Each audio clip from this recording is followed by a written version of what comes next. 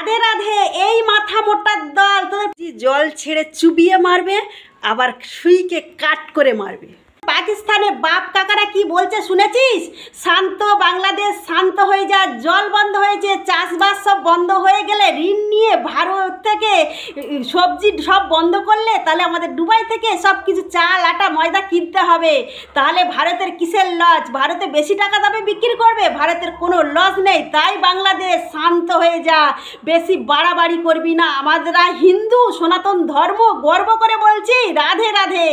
তাই আমাদের সাথে লাগতে আসবি না। মোদিজি গরুর হিসু খায়, পটি খায়। হ্যাঁ, আমার বাবা কাকারা যদি হিসু খায় গরুর, তাহলে আমরা প্রত্যেকে খাই।